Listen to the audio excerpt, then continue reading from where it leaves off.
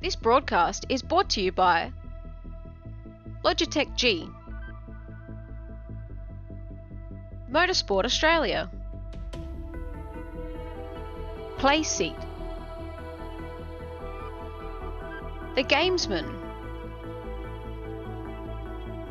OG Gear, SimSpeed TV, Speed Cafe, and the Australian Sim Racing Group.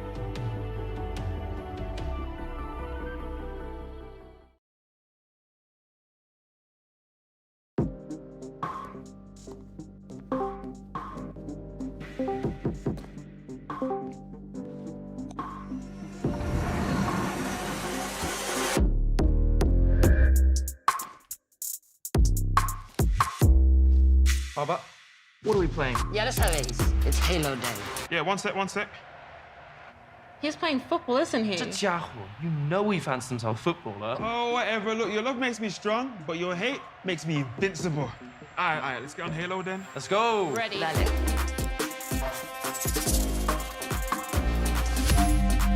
You went back this time, right? You also Chill, chaval.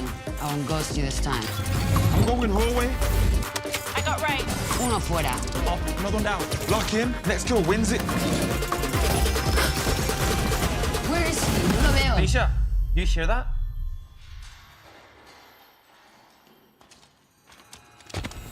Quick on him, top left. I'll push it. He's one shot. Game over. Got him. Well played. Same time tomorrow then. We'll see. Bye-bye. Ciao. Nos vemos.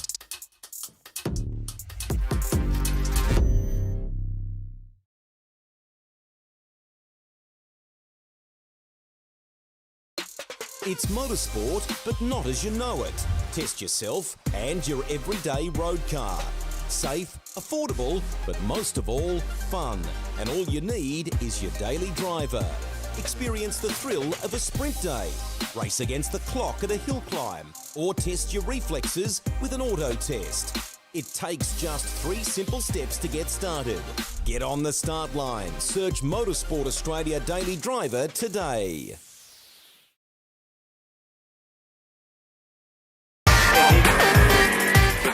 Hi, I'm Brendan Leach, driver of the number 7 Audi R8 or MPC Audi Custom Racing. First impressions of OG gear on the sim, fantastic. It feels really nice in your hands and doesn't gather up under your fingers.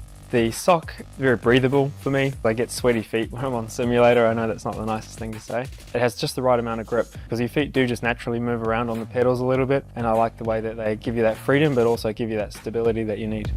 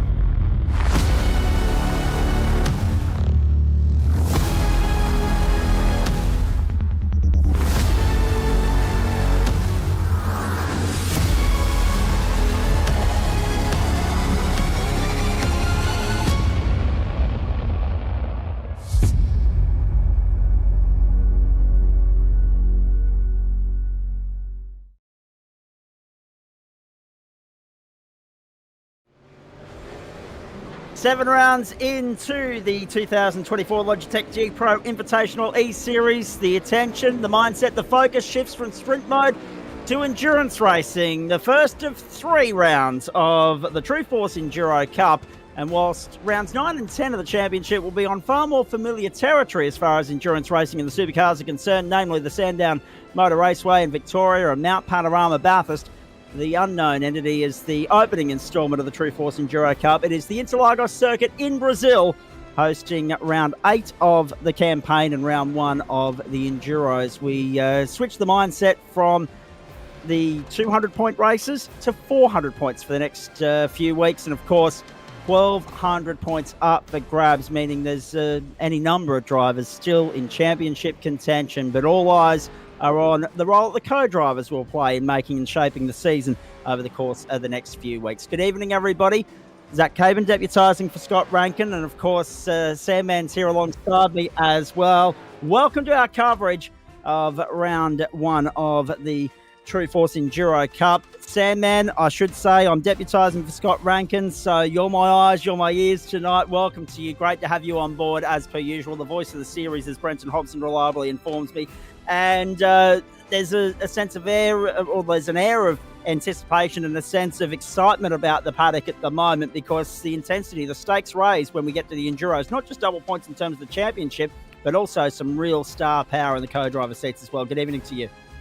Good evening, Zach. Good evening, everyone, wherever you're watching around Australia or around the world.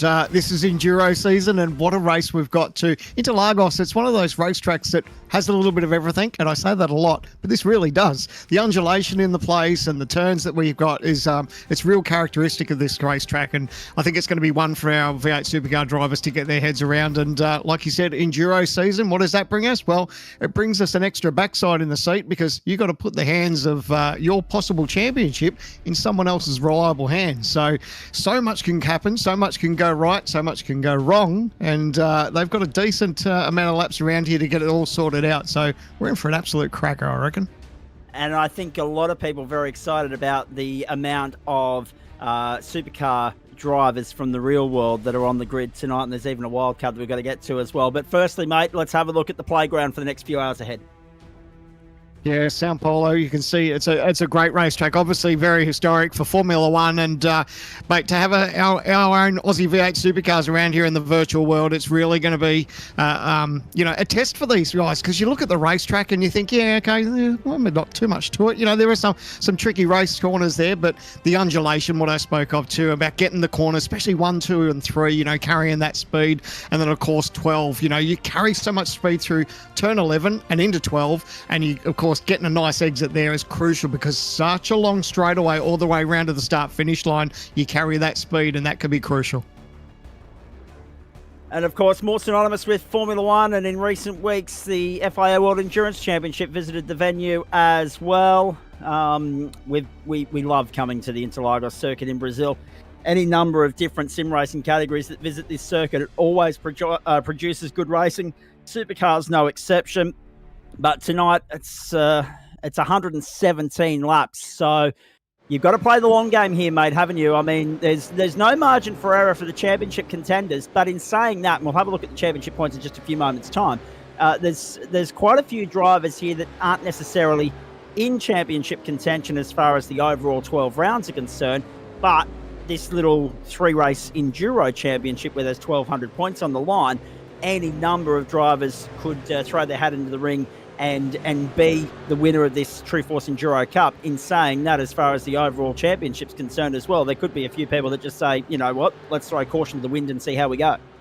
Exactly right. And you touched on that. Doesn't matter where you are in the championship, there's always going to be strong contenders throughout this field. And for those drivers that are jumping in for that reserve role and just for the Enduro Cup, they're thinking, you know what, we didn't actually make the grid this year for the Logitech G Series, so let's put our best foot forward and let's see if we can at least win the Enduro Cup. So if they're thinking that in the back of their mind, they're obviously not going to be too concerned about the overall championship. So it could get a little bit dicey, but I'm sure cooler heads will prevail and we'll be up for some amazing racing. One thing I look at as far as the overall championship picture is concerned is someone with the sim racing pedigree of Madison Down has only featured on the podium once so far this season, mate, but he still finds himself only 190 points off the championship lead. He's right in the mix here, isn't he? Absolutely. He's one of the guys that you'll never, ever count out of a race, regardless of how that night's going. You know, we've seen him where he's, hasn't probably qualified as well, but he's raced well, and, things change, but especially when we talk about endurance races, he's someone that you do not want to rule out. And I really love his driver pairing too. A real fan, and when I saw that driver pairing, it was actually one of my favourites, knowing I knew sort of a little bit in coming up into the race before it got announced, and I was actually quite chuffed about his driver pairing for this round. So yeah, absolutely stoked to see how he goes tonight. Let's get to driver pairings in just a moment, because by gee, the calibre of talent on show tonight has to be seen to be believed, ladies and gentlemen. But let's have a look at the championship points as we venture into this round. And you'll see that Jared Filsell is top of the crops at the moment. I mean, four rounds on the trot. This guy has won. Caught up in the big one, normally reserved for rivals like Daytona and Talladega. The big one was at Sebring earlier in the season. Anybody that saw that would know what I'm talking about.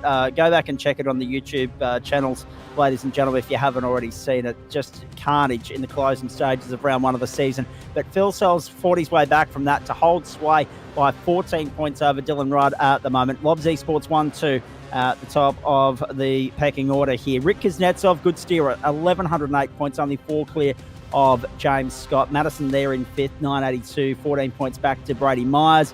Jake Burton, 922, Andrew Gilliam, and then Tom Freer and Blake Warboys. So have a look at that. 1, 2, 3, 4 different teams represented in the top 10. Lobs Esports, 9-5 Sim Sport, Trans Tasman Racing, Synergy Sim Racing, WKP, make it 5 different teams represented in the top 10. And the real heavyweights of tonight lay within Lobs Esports. Synergy Sim Sport will be well represented in tonight's field, 9-5 Sim Sport as well. If you're just joining us, folks, only 3.5 minutes left in the practice session here, qualifying not too far away. Then, of course, we'll get into 117 laps of torture around the Interlagos circuit in Brazil. There's right on cue, our producer doing a marvellous job off the top here tonight. One of the talking points, Brody Kostecki, defending Supercars champion in the real world, teaming up with our current championship points leader, Jared Filsell. And the speculation, or at least the discussion point on the podcast earlier in the week with the two Brentons, was that these guys would be going into this Enduro Cup, Sandman, expecting to win all three. That would be where they've got the bar set. Absolutely, and it's hard to bet against that. You know, you look at the form that Jared's been in this season, and Brody's efforts all speak for himself as well. So, yeah, it's a pretty powerful combination. So we know how these guys go about their racing, and over this distance, they'll be pretty calm. They're already towards the top of the timesheets there. I don't think they're too concerned about being P1 in practice. So they'll qualify well, providing that everything goes to plan, and they'll be a definite threat throughout the race because it's such a strong driver pairing. And don't be too surprised if they do take it out. Two-time Circuit XL National Champion Ethan Grigalt on screen at the moment. He's driving with Brad Ryan, but take nothing away from what he's achieved in the real world when it comes to the supercar and the sim rig. He is among the best of them as well. We'll talk about EGG a little bit later on. You mentioned Madison Down. We're very excited about the prospects of what he and Rehan Leonage might be able to get up to tonight, mate. Rehan, you wouldn't believe how young the bloke is. He puts many of us to shame in terms of his ability and what he's been able to achieve in a very short period of time. Absolutely. I rate Rehan, and I'm absolutely thrilled. Like I said, I was so excited when I found out about this driver pairing, and he's definitely got a bright future in front of him. Like you said, he's a young fella, but he's got a smart head on his shoulders, and his racecraft is really good, and he'll learn so much from Madison tonight. And I just love that Madison's gone, you know what, let's take him under my wing. I think Madison sees a lot of himself in Rehan, and I'm of the same opinion. When I first saw Rehan race in our series, I was actually thrilled to have him a part of it. And then when I saw that he wasn't racing this year, but then found out he was teaming up with Madison, I thought, you beauty, what a better person to race with and learn with. And, to be in that TTR fold with Madison Down, that's awesome. And I think we're going to see more of his name in the future. Now, if you're having a look at the live timing screen there on the left-hand side, ladies and gentlemen, you'll notice that there's an extra little graph there that indicates exactly which driver's behind the wheel at the moment for you. So no surprise, Brody Kostecki's out there in the number 94, position number 2 at the moment. Less than a tenth of a second off the Scott and Wood combination. But let's be perfectly honest, Sam, man, I want to ask you this question before we launch into qualifying, and it's going to be rapid fire in a few moments. Practice pace one thing, racing quite another, qualifying in between as well. How much of an emphasis are these blokes placing on qualifying, knowing that it's 500 kilometres, knowing what has happened in Enduros in the past, and that we can often work our way through from, in worst case scenarios, mid to rear pack? Yeah, well, I guess the one thing that plays on drivers' minds, no matter how long the length of the race, if you don't qualify well, you've got a good chance of being involved in some custard. So, and that means that could be an early night. You could be straight into the back of the garage, and you could be race over. As we said, the live pictures with all the cars driving out of the lane. Yeah, it gets quite crazy here. So, regardless of everyone obviously wants to qualify pole, but you just don't want to get caught up in what could happen if you're mid-pack. All right, cars making their way out onto the circuit now for qualifying here. The latest round of the Logitech G Pro Invitational Series, of course. This is the first round of the True Force Enduro Cup. And for those of you that are regulars, you'll know that this is a bit of a breakaway from our Friday night and our usual slot. On a Friday night, we find ourselves for rounds 8 and 9. We're usually, of course, racing midweek. That change away, that breakaway, if you like, for these more significant races on the calendar, these signature events, of course. The Sandown 500 comes up 3 weeks today, Friday, August 30, and all roads lead to the Mecca of Australian motorsport, Mount Panorama, on Sunday, September 22. So that'll be a week after the Repco Supercars Sandown 500 and 3 weeks before the Bathurst 1000, of course. As far as this championship's concerned, we've been gone, come and went from Sebring, Phillip Island, the Red Bull Ring, Jerez, Watkins Glen and Road America, a double sweep through two of the iconic tracks of American motorsport. Monza was the last stop. Now it's the 3 Enduros. Round 11 is still to be confirmed, the venue of which will be determined by potential updates coming to iRacing in the next short while. And the season will wrap up at the Spa-Francorchamps circuit. Here comes Andre Yusuf driving with Lewis Greathead. And he looks like he's the lucky one here, Sam, man. He's got the clear track in front of him. He was first cab off the rank, out of pit lane. And you want to make the most of this clear air considering how full and congested this track is about to become. Absolutely, and we talk about too, once all these cars are on track and they're really going hard at it, the track temperature changes a little bit, and sometimes that can really hurt sort of overall lap speed. So to have that clear air, he's got a fresh track in front of him. He'll be just eyes forward at the moment, and I think his biggest concern with the amount of cars that we got that he doesn't trip over the traffic that could be in front of him. But hopefully that'll all be clear for him. But that's really the only concern that these drivers have, is that they love that little bit of clear racetrack, but you just don't want to be tripping over anyone. But as we always say too, it's crucial just to get that banker down, because yes, you might have a 20-minute session, but that's only really a couple of shots at having a go at it. So it's always important to get that hot lap down and see how your night plays out for this 20-minute session. Indeed. So the early stages of qualifying, those times are about to rapidly appear on the left-hand side of your screen there, folks. Only 16 minutes and 50 to go, and the first banker numbers are about to be set down as we watch Andre Yusuf make his way around through turn 13, 14, and on to 15. We ride on board with him as he makes his way to the start-finish line, and this will set the precedent for what's to come. Let's see where he stacks up compared to everybody else. Interesting to note that they're taking that inside line predominantly until they bank the lap. Now that's all got to do with trying to minimise track length, and then they'll step on out to the outside to then set themselves up nicely to hit the apex at turn 1. Andrew Gilliam, fastest so far. Not anymore. James Scott quickly replaces him. 1 minute 31.603, and then the Trans-Tasman Racing entry, the number 36, has jumped up in there into position number 2, only to be outdone by Griffin Gardner, number 93, and Luke Rosella, number 55. So early doors, it's Gardner, it's Rosella, guys that have featured prominently throughout the course of the season, and James Scott as well. You have to remember, folks, through 7 rounds, we've had 4 different race winners. Yep, sure, Phil Sells won the last 4 on the hop. but we had 3 different race winners at the start of the season. And we've had another 5 drivers on top of that appear on the podium as well. 1 minute 31.551, the benchmark so far for Griffin Gardner, but still a long way to go, Sam.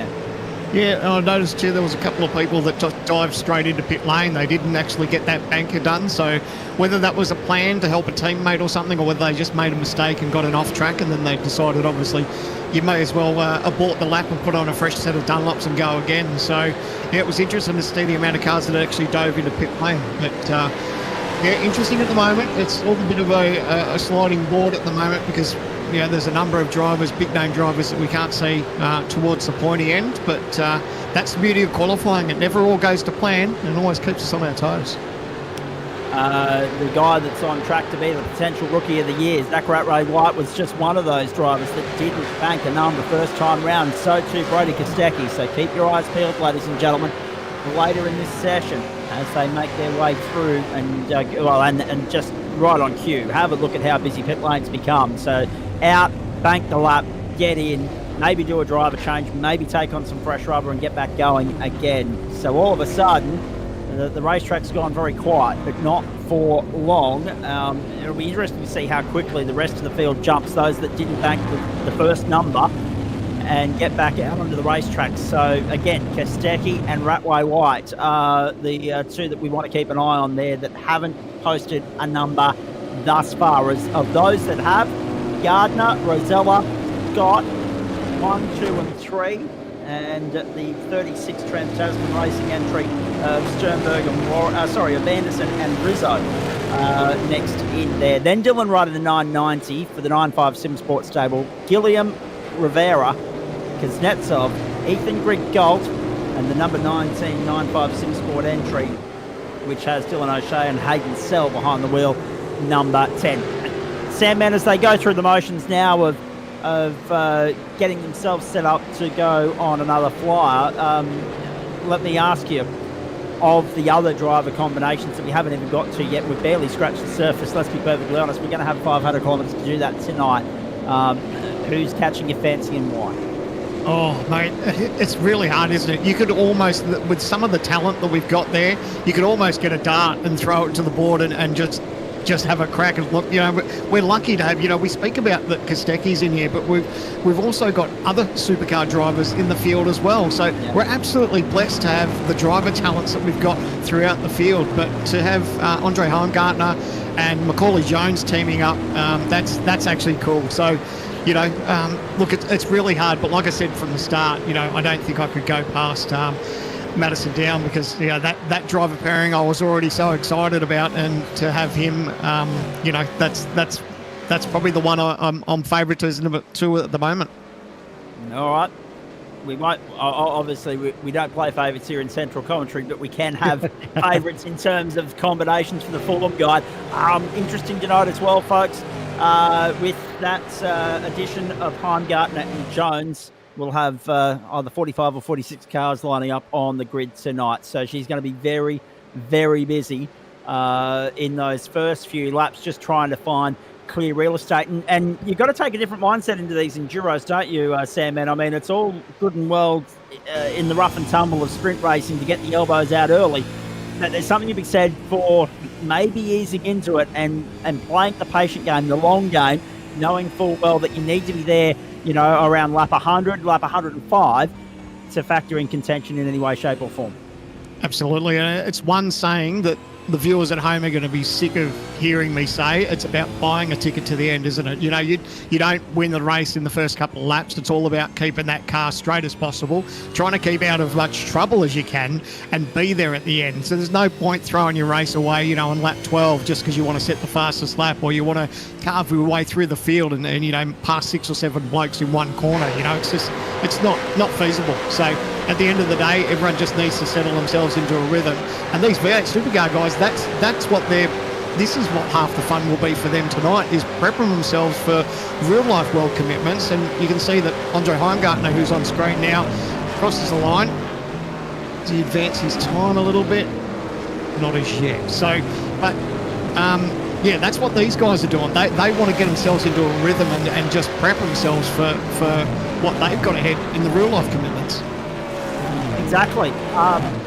I mean, obviously, with regards to there's the news at the top of the order, folks. Andrew Gilliam, 131.397. Brody Kostecki, 131.483. So the heavyweights are in town and flexing their muscle in the second stint of flying laps here in qualifying, and already, just like that, 10 minutes have come and gone. Burnt on the clock halfway through qualifying.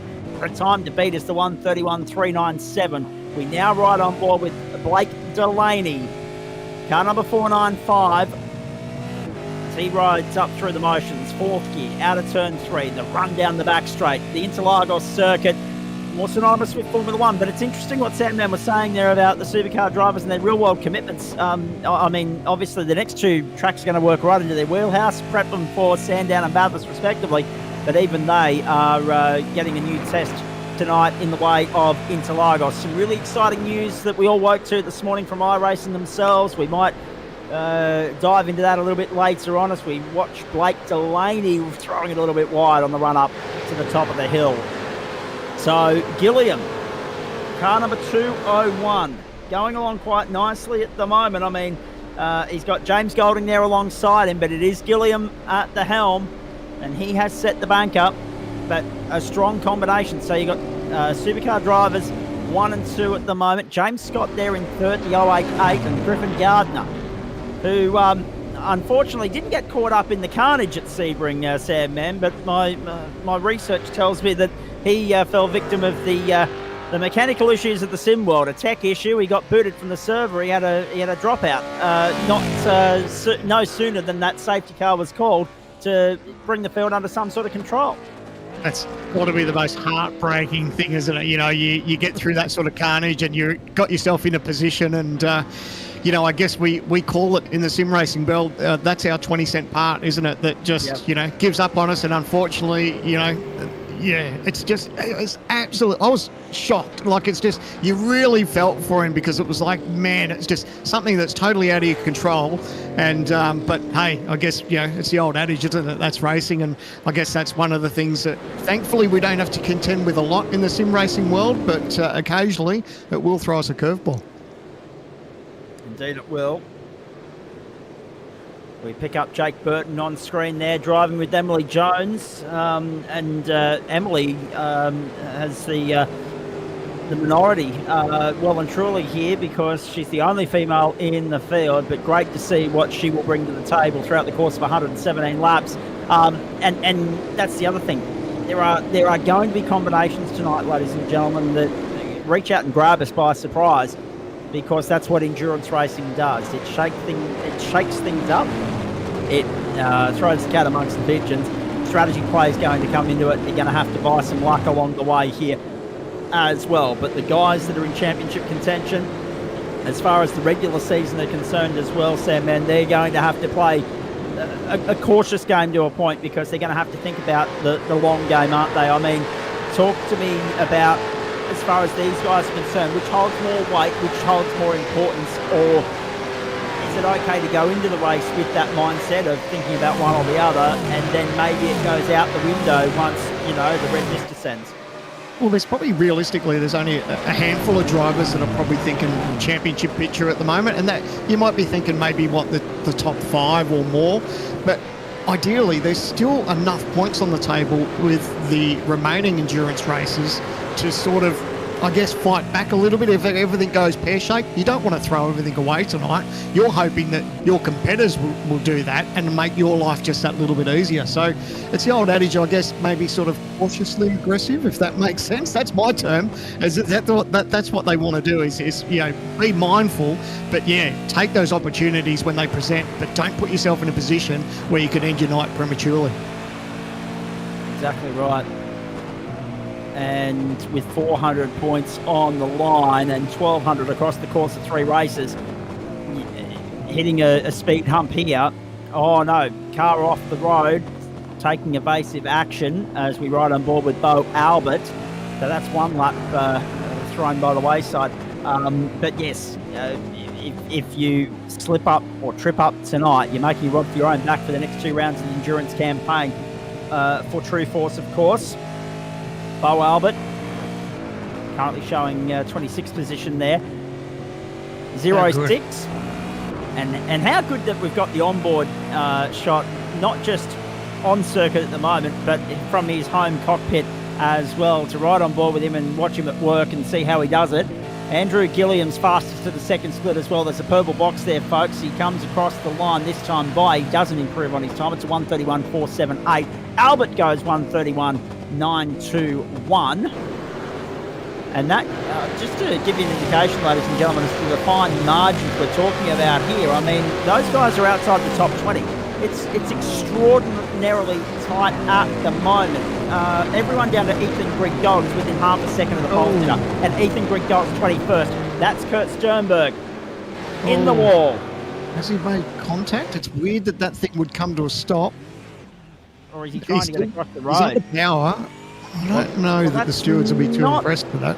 No, I was going to say that's not the safest entry or approach to pit lane I've ever seen in my life. I haven't even seen a replay. Perhaps he was thinking about coming into the lane and he just decided to get out of the way for the traffic. Yeah, don't know. But I guess the main thing is the car's straight. He's made it back to pit lane so he can finish off and have one more run at it. But yeah, that certainly looked a little bit weird as we go to the OG Gear replay. And is it the case?